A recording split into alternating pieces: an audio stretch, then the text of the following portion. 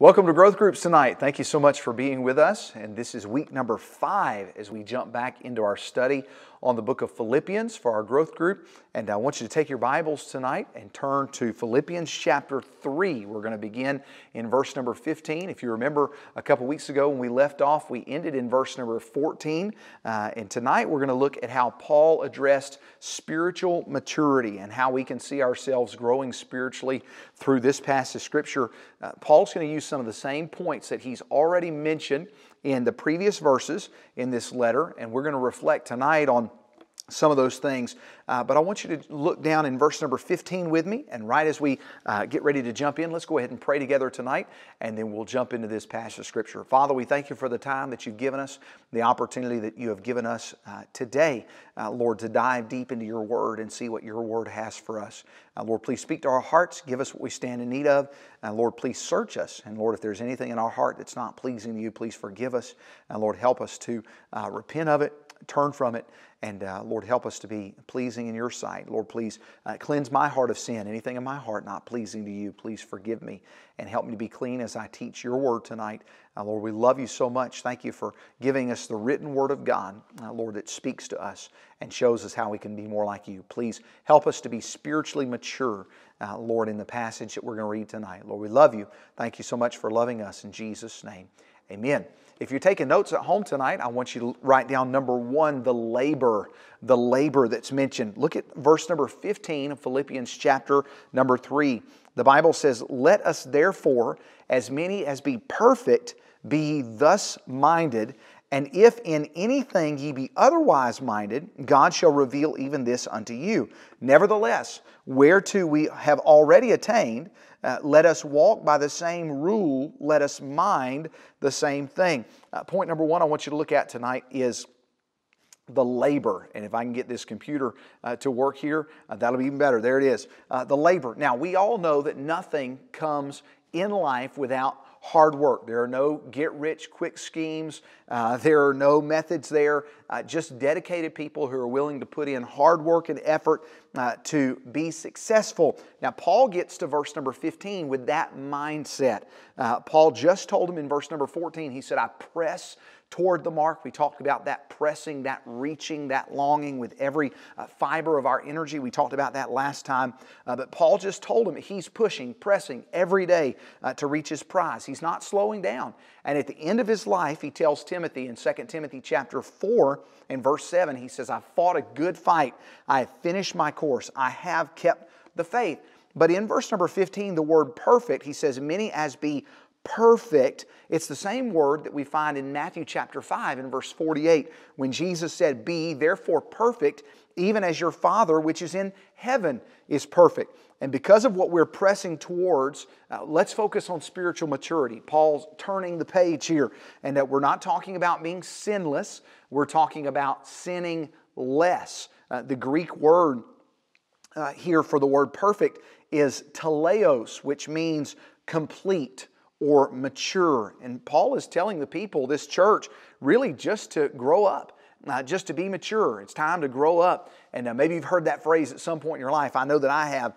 I've heard all my life growing up, you need to act your age, not your shoe size. You know, it's just one of those things where we have to grow up. But some believers need to grow up. And it's time for us in this day and age for us to have some spiritual maturity. You think about the fact that we grumble over the most ridiculous things. We've all heard horror stories about church business meetings where people are complaining about the most ludicrous things, arguing over what brand of toilet paper we should buy, or what color the walls are painted, or what color the carpet is, or how many flowers we're going to have on the communion table this year. Tom Rainer wrote an article back in 2017, and he talked about some of the most ridiculous things he had ever heard discussed in a church business meeting. And some of those things included these. I'm going to give you 5 or 6 of them. Whether or not we should have a lock on our church dumpster. This is a church business meeting, having a meeting, and this is one of the ticket items that they're talking about, whether or not we should have a lock on our church dumpster. How about this one? A 2-hour meeting on whether or not the church should have donuts for people as they come into church. Just the simplicity of these things. How about a multi-hour meeting to discuss what type of lawnmower blades we should purchase for the church lawnmower? Or another meeting to discuss whether people who actually get the donuts could be able to eat them in the worship center. Or the record time for a business meeting where a church met at 7 o'clock and adjourned at midnight under the condition that they would meet the following night to conclude the meeting because it was so late to end the meeting. All these different things, some ridiculous things that we should not ever have to be discussed at church.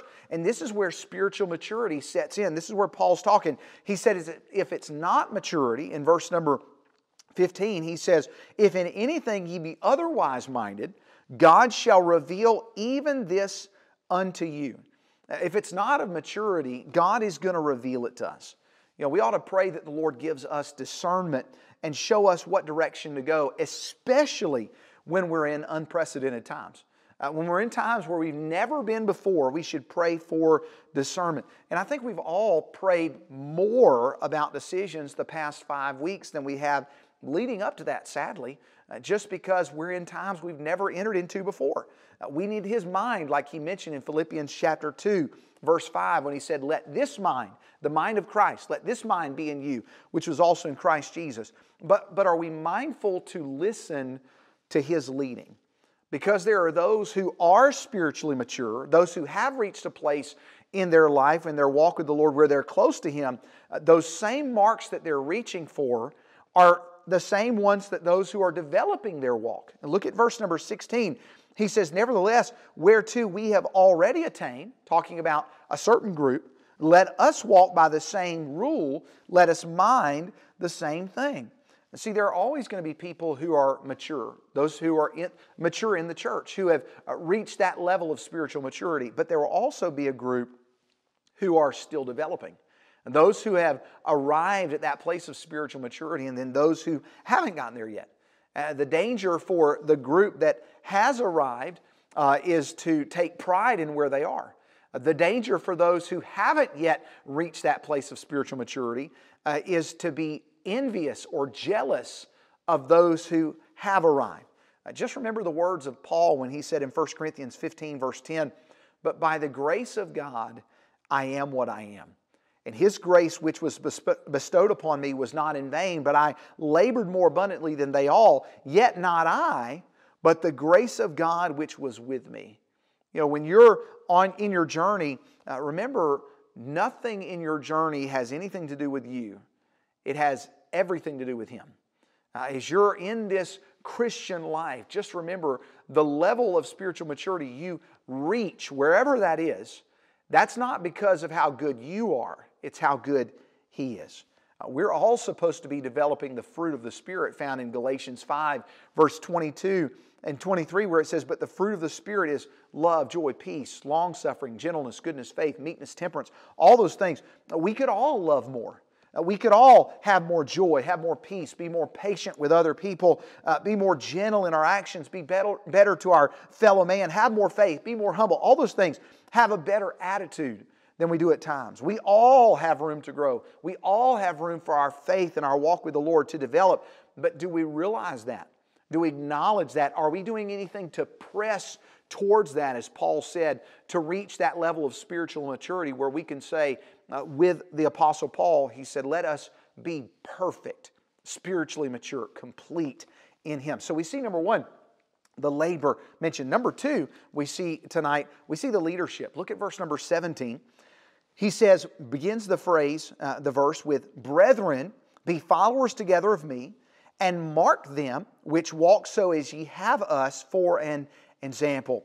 Now, Paul transitions and talks about the leaders who are around them. And he calls them out by saying, brethren. This is the 5th time out of 8 times he uses this word in the book of Philippians.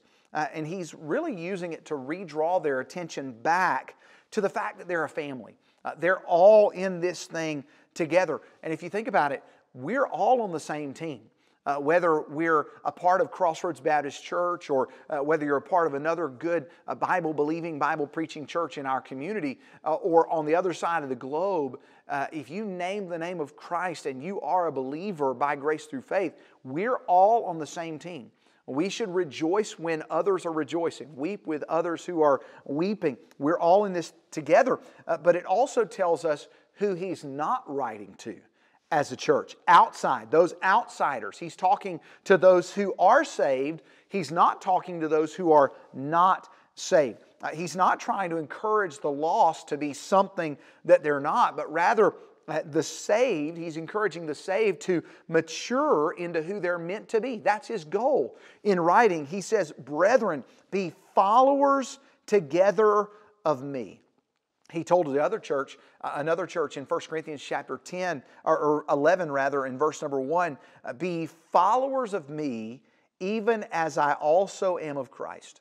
Ask yourself today, the person that you're following, who are they following?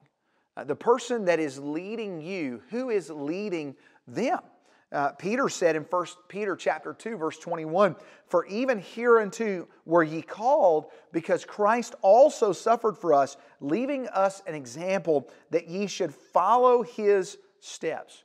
Now we know that that's not talking about literal steps. We're not challenged to go to Jerusalem and walk in the exact same footprints of Jesus, but we are supposed to walk in the example that He left for us. See, the world wants us to believe that pleasing God in this life is not possible, so why bother? What if we lived in such a way to show that we can't please ourselves by living according to the world's standard, so why should we bother? What if we looked at it from the other side of the coin? Paul ends the verse here and he says, "Mark them which walk so as ye have us for an example." And the word means an example of the believers. Paul is talking about the people who are around them that were constant examples of faithfulness in front of their very eyes. We have people in our church who are testimonies of those type of true believers. What true believers are supposed to look like. Those people who are faithful. I think about Brother Don and Miss Gail, who one of our deacons and one of the leaders of our church, been here a long time. And every time you talk to them, you're encouraged. Every time you spend time with them, they're a blessing. Whether it's Brother Don talking about something that he's just recently eaten or wanted to eat, or Miss Gail's sweet spirit. They're examples of true believers. We can mark people like that as an example. Think about Brother Harold and Miss Sarah. And Brother Harold, with his engineering background and just a brilliant mind, and who's allowed the Lord to use that mind for Christ, and all the things that they are involved in and how they're a blessing. I think about Brother John and Miss Barbara in our church, and all of these are all senior saints, people who have lived their life for Christ. And we would look at and say, those are the people that I would say, and I want to mark in my life as examples to follow. Those type of people. I want to follow the example that they're setting forth. And the most awesome thing about each one of those couples is that they would deny the fact that they're good examples. Why is that? Why would they deny that? Because true examples are not trying to promote themselves. True examples are always trying to find a way how they can promote Jesus. And that's the thing that makes them special. Paul talked about those who were living the right way, living the right example. And then he also talked about those who were simply out for themselves. And he said, hey, I want you to mark them. And he said that in Romans chapter 16 and verse 17. When he said, now I beseech you, brethren, talking again to the church, he said, mark them which cause divisions and offenses contrary to the doctrine which ye have learned, and avoid them. And see, here in Philippians, he says, hey, I want you to mark them, and I want you to follow in those footsteps and become that example that you're seeing. And then in the book of Romans, he says, you need to mark those who aren't doing that, who are contrary to the doctrine, and you need to avoid those people. There are some who are faithful and some who are faithless. But which ones are you following personally? Which ones are you patterning your life towards. We see, number one, we see the labor. Number two, we see the leadership that's mentioned. Number three, in verse number 18, we see the losers. There are some losers in the Bible, maybe not for the reason you might think, but there are some losers. In verse 18 says, for many walk. Paul almost continues that same process, talking about people, and he mentions almost as an afterthought. We see some parentheses around these two verses. He says, for many walk, of whom I have told you often, and now tell you even weeping, that they are the enemies of the cross of Christ. As he pivots from those who are an example in verse number 17, he focuses now on the enemies, those who are the wrong kind of the example in verse number 18. You think about the fact that even Jesus, when he founded the church in Matthew chapter 16 and verse number 18, he always has told us there will be resistance to the church. You think about that great verse where he said, upon this rock I'll build my church, and the gates of hell shall not prevail against it. From day one founding the church, Jesus alluded to the fact there would be resistance to the movement. There would be a resistance to the church. And the awesome thing is that typically when there is some kind of resistance, it's always followed by growth and a period of strengthening. You think about the silver lining around the time period that we're in right now. We're being made stronger right now. These people bothered Paul, maybe because of the effect that it had on the church, or maybe because of the personal connection that he had to them. He said, for many walk. As he talks about, there are people in the church who are examples in verse number 17. But then he almost, in the same breath, is mindful of people that he can think of who at one time were those examples, but now they're not an example, rather they're an enemy. He says, of whom I have told you often, and now tell you even weeping. Why would Paul be so upset about these people who are enemies? Most of us don't cry tears over our enemies unless we have a personal connection to them. You think about the Apostle Paul as he's writing this letter, he's thinking about people who once were a blessing to him, but turned into a burden in his ministry. As he's finishing out 2 Timothy chapter number 4, he details a few people who have been a blessing, and then he stops and he turns and talks about Alexander the coppersmith did me much evil. Talked about the one in his mind, naming that perpetrator who at one time maybe helped him, but this person was now an offense to the ministry. And Paul does the exact same thing here in verse number 18. He says, hey, there's some people, when I think about them, it causes me to weep because they have become enemies of the cross of Christ. You know, it's heart-wrenching to see people who you've invested in, you've poured your life into, and it's heart-wrenching to see those people turn and walk away from all that you've poured into them, or maybe even seek to hurt the thing that they've been involved in. You know, people will leave the church from time to time. That's just a part of it. And they'll say something like this, well, you know, it's not personal. It has nothing to do with you. But think about this. It can't not be personal. It's not possible for it not to be personal. I'm sure when you think about when you invest into someone's lives, someone's life, it's always personal. You can't not take it personally. It has everything to do with you because you have invested time and energy, resources into others. It always hurts. And I'm sure that there will be some that unfortunately will probably fall away from the church at this time. Maybe here at our church, maybe other churches, but we hope not. But we also want to be prepared for the fact if it does take place. Remember Jesus' words in John chapter 10 and verse number 11, when he was talking about the sheep, he said, I am the good shepherd. And we are thankful for that during this time that he's leading us. But he finished the verse and he said, the good shepherd giveth his life for the sheep. The shepherd is willing to give up everything that he has, including his own life, for the protection of the sheep. You know, a shepherd also knows that sheep have the ability to bite. All sheep have that ability.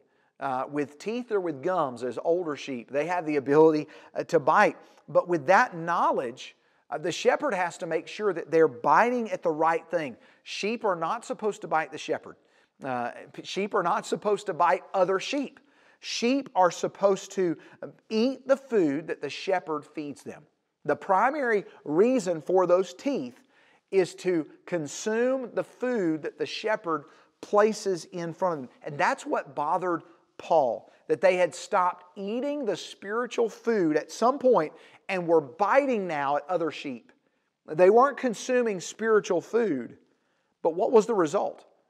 They became enemies not just of the ministry, but of the Master Himself. It says they were the enemies of the cross of Christ. Church, let me challenge you. Do whatever you have to do during this time to stay healthy. Not just physically, but spiritually. Whatever you have to do. There are a host of resources. We live in the most technologically advanced age in the history of mankind. We have technology at our fingertips. You think about the last pandemic that hit the United States a little over 100 years ago. We didn't have this technology that's available to us today. You can literally watch sermons online just like what you're doing tonight. You can watch sermons from churches all around the world tonight. We have no excuse whatsoever not to stay spiritually healthy. But you say, well, preacher, I don't have the resources that somebody else might have. We would love to put some of those resources in the mailbox for you.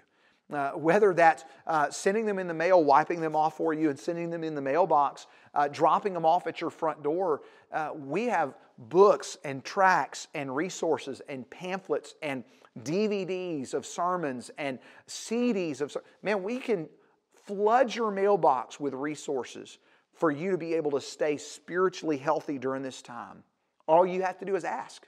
All you have to do is say, hey, that's me. Put my hand in the air right there. I need that. Michelle and I spent some time last weekend delivering DVDs to people who did not have access to the internet to where they could watch online. All of those things are necessary. We want to help you. We want to be in this thing together as a church body, recognizing the restrictions that some people have, the limitations that some people have. But the end of this verse talks about the end of these enemies. Look at verse number 19. The last verse under this point. It says, whose end is destruction. You can promote the cross or you can pummel the cross. It's really your choice. James said in James chapter 4, verse 4, he said, ye adulterers and adulteresses, know ye not that the friendship of the world is enmity with God, separation with God. Whosoever therefore will be a friend of the world is the enemy of God. If we're not going to be friends with God, there is no middle ground. You're either a friend of God or a friend of the world. And you have to choose, whose friend am I going to be?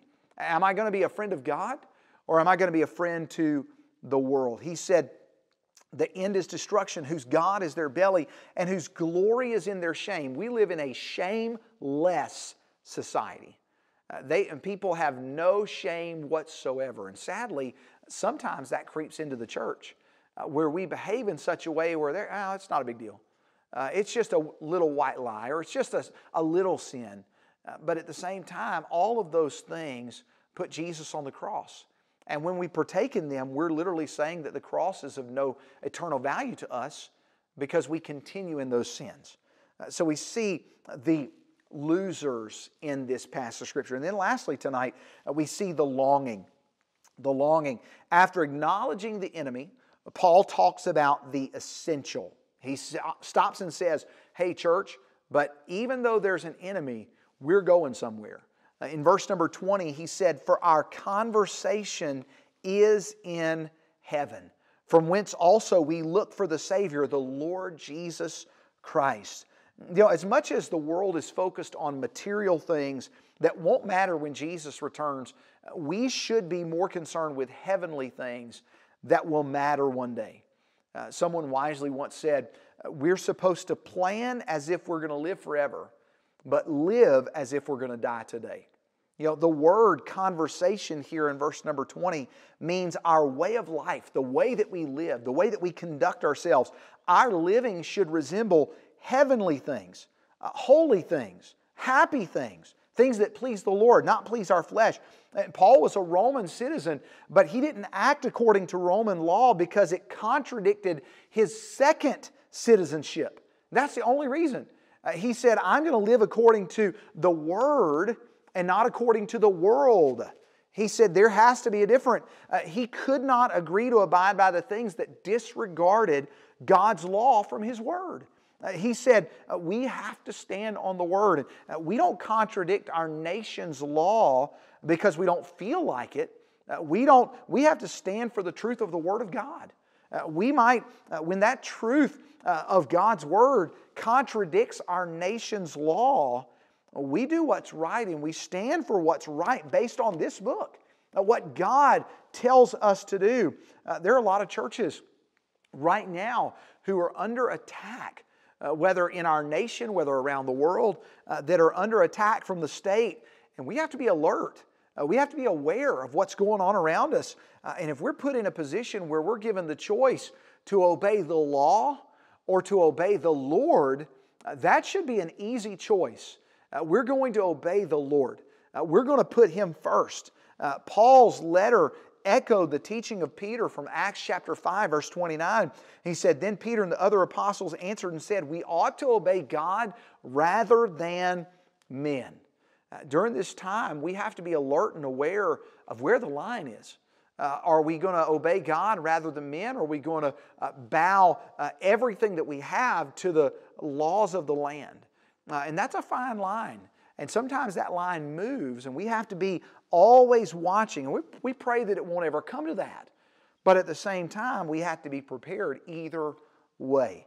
Are we prepared to live for Him, and are we prepared to die in Him? Remember 2 Corinthians chapter 5, verse 17, Therefore, if any man be in Christ, he's a new creature. Old things are passed away. Behold, all things are become new. So we're in Christ. Are you watching tonight? Are you in Christ Jesus? I am in the upstairs auditorium, the old auditorium of our building. I know for a fact, I can look around and tell where I am currently in. The building that I am in, it's obvious where I'm in. I know that I'm not outside. You can't hear the outside noise or the rumble of the highway or the birds chirping outside. Why? Because I'm in the building. When we're in Christ, there's security found in Him. And Paul finishes the chapter talking about that security and that hope. He says, we look for the Savior, the Lord Jesus Christ, who shall change our vile body, that it may be fashioned like unto His glorious body, according to the working whereby He is able even to subdue all things unto Himself. One day, sometime soon, the person that we talked about last week who died and rose is going to come again. He is coming. We're not as young as we used to be. We're getting older. We're living longer. And it reminds us that His return isn't just imminent, it's near. He is coming soon. Romans 13, verse 11. And that knowing the time, that now it is high time to awake out of sleep. We know the time. We see the evidence of the times around us. It's time to awake out of sleep. For now is our salvation nearer than when we believed. We know that, as the verse says, His redemption, our redemption draweth nigh. It's coming. He is coming. But He's not planning to leave us the way that we are right now. He said, verse 21, Who shall change our vile body? 1 Corinthians chapter 15, verse 51 says, Behold, I show you a mystery. We shall not all sleep, but we shall all be changed. See, we're getting a body like His, a glorified body. It's going to be different. Radically different than anything we've ever experienced. But it's going to be up to the one who was transformed for us. It's going to be up to Him to oversee our transformation. The old song, Won't It Be Wonderful There? having no burdens to bear. We don't understand that. We've never experienced that. We've never experienced a place where there are no hospitals and nursing homes and sickness and pain. We don't understand any of that. But we're going to a place where that will be the normal. That will be our new normal, just like we're experiencing the new normal that will change eventually when we come back together, but there'll be a new normal. We're going to a place, and when that place comes, when we get to that place, that will be the way it will be for all eternity. I mean, I hope you're excited about that day. And if you're not excited about that day, you can trust Christ even tonight and get excited about that coming day. Father, thank you so much for the time that you've given us in your word tonight. Lord, I ask that you please help us to be challenged by your word and help us to be ready and be preparing even now for the moment where we will meet you face to face. Lord, please bless our church during this time. Please bless the lives of those who are watching this broadcast tonight. Lord, please speak to us and help us to draw close to you. In Jesus' name, amen. And I'm looking forward to next week's growth group time together. We're going to enter into chapter 4. Go ahead and be reading chapter 4 right now and go ahead and be looking ahead. I hope that you're taking time every single week to read through the book of Philippians. 4 small chapters. You ought to be able to read through the entire book in a week's time. Maybe some of you could do more than that, but I'm challenging you at least one time a week, read through the book of Philippians, studying, journaling some things down, writing down how the Lord is speaking to your heart. Hey, I love you. I hope to see you guys very soon. God bless.